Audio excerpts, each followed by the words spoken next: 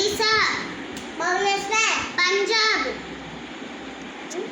Chandigarh, Rajasthan, Jaipur, Sikkim, Gangtok, Tamil Nadu, Chennai, Telangana, Hyderabad, Tripura, Agartala, Uttar Pradesh, Lucknow, Uttarakhand, Dehradun, west Bengal.